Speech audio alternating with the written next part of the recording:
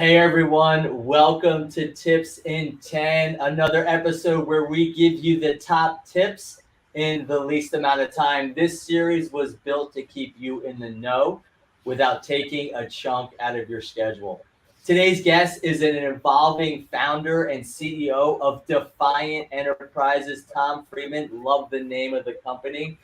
Tom is a disruptor in the business development arena who has helped entrepreneurs around the world with his platform designed specifically for multi-hat wearing small business owners. That's me right here. So excited to learn some tips. And throughout the years, the power of networking and constant professional development has accounted for the opportunities and success in his multiple business endeavors. Tom's purpose centers around helping leaders create an effective strategy to gain access to the right people, not just all people, resources and tools to harness their power to optimize their results. Welcome to Tips in 10, Tom. I'm stoked to hear from you, brother, and what you have to share today. Well, Mike, it's great to be here. I really appreciate the invite. You and your team, Cassie, and everybody else has been fantastic. So I've been looking forward to it. Awesome. Well, let's just dive right in here because, we only have 10 minutes and I know you got a lot of great stuff to share. So, first question. So, in order to expand or grow, you need opportunities. So, what is the best way to get more leads? No, I appreciate that. We get this question all the time, right? I mean, everybody asks us like, how can we get more leads, right? Or literally ask us to give them more leads, which we can help you both of those things out for folks. But what we find often, Mike, is that like a lot of companies really haven't fully defined what a lead or an opportunity really is, right? So they're kind of putting the cart before the horse and asking for more leads, but they're not even sure what a real lead is, right? So if I could tell anybody today, if they want lead generation, the first thing that you should do is really concentrate your time on finding and defining who that target audience is and your ideal customer profile. Once you determine who that lead can be, then we can talk about more leads. But interestingly, Mike, most people already have plenty of leads and prospects. It's just poorly managed, right? It's really a shame that from a touch point, right, 80% of sales are actually earned after the fifth, potentially all the way up to the 12th valuable touch afterwards. So if you can't actually manage these leads properly, or you don't know who they are, lead generation is something you should not think about. You should really invest some time in defining it first.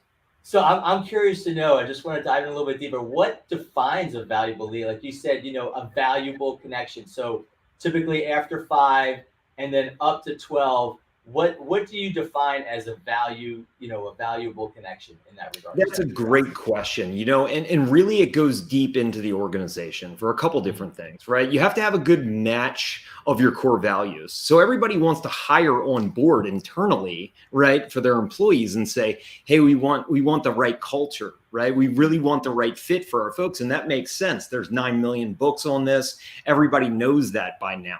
But what a lot of people often overlook is so do your clients, right? So do your customers. They have to fit your core values. They have to be a true partner. And so defining what you theoretically can offer as the best offering, what do you do better than anyone else, right? And match that up to the right customers that want that offering and can really appreciate who you are as a company and what you provide. So that's a really good lead. Outside of that, managing it, Mike, valuable is critical, right? So just because I think something's of value doesn't necessarily mean that you think it's of value. So when you get to the 5+ touches, it has to be acknowledged that, let's say, if you're my client, right, or prospect, that you actually reply back with some type of gesture or commitment saying, Tom, that was fantastic, right? That really helped me get one step closer to what I really want, not what Tom really wants, right? So that would be the defining lead. Yeah, no, that's good. That's good. And I totally agree with the approach of, that rifle approach of really identifying who your target market is, not that shotgun approach, which is something that I did when I first started, my first company, like, hey, I want to take on the world. Well, you can't, because you run out of time, you run out of energy and all that. You got to be rightful approach. So business, it's just so unpredictable. Is there a way to create predictable growth model? Yeah, no. So predictable growth model is the most valuable model to either prepare for sales or a sale or exiting of your company, or even if you have no desire, right, to sell your company.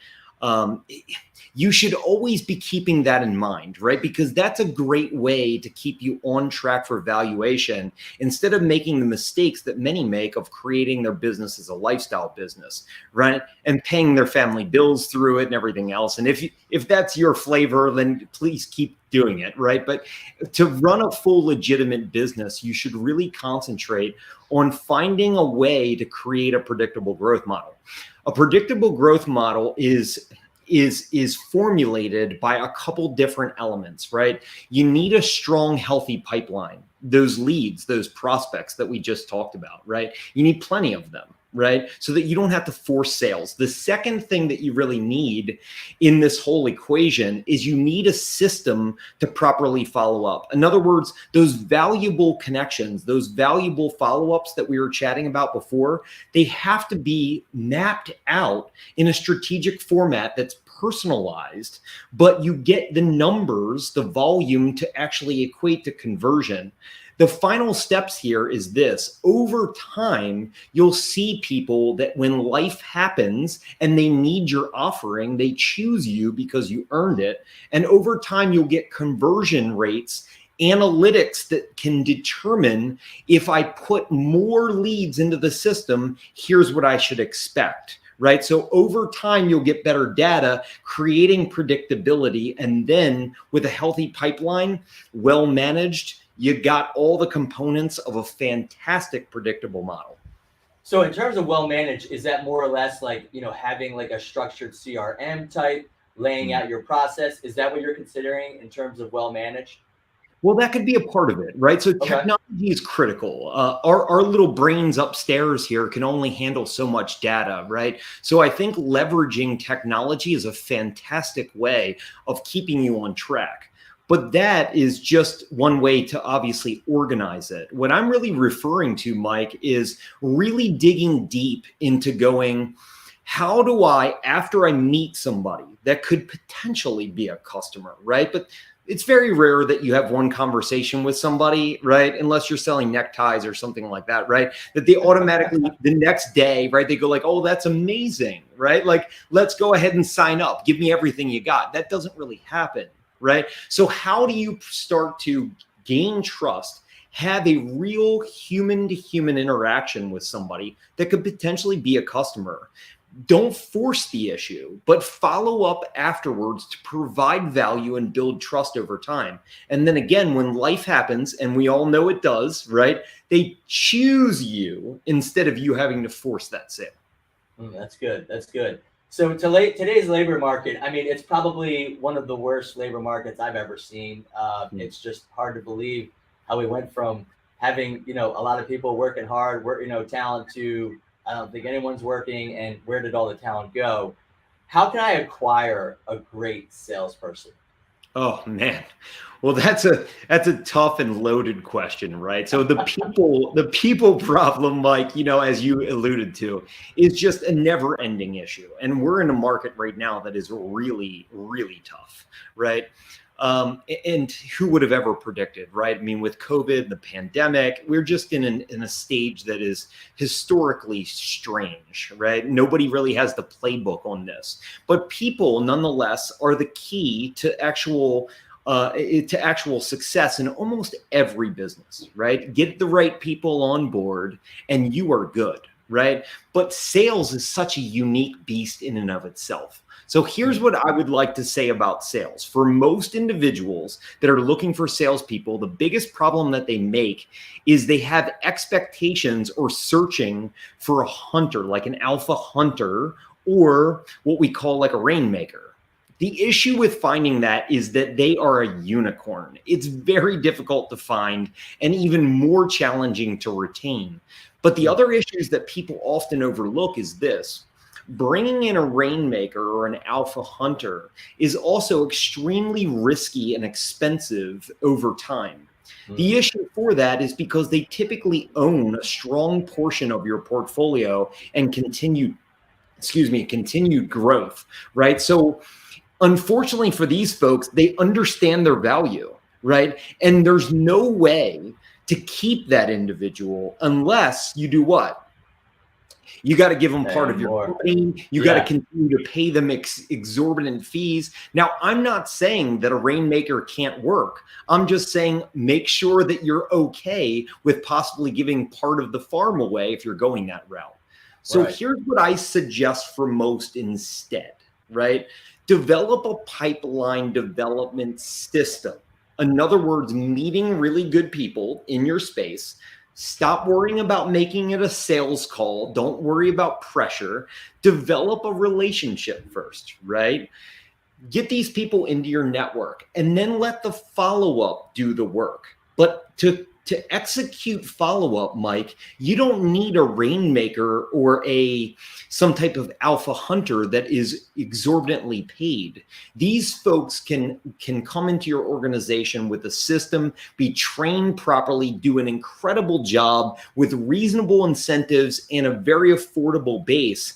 And you can protect and support the role in the process of pipeline development, eventually leading to predictable sales growth model. So if you're looking for salespeople, I would say this today: stop hunting for hunters and really focus on developing a sales system, a pipeline development system that you can actually plug and play great people at much more of an affordable rate.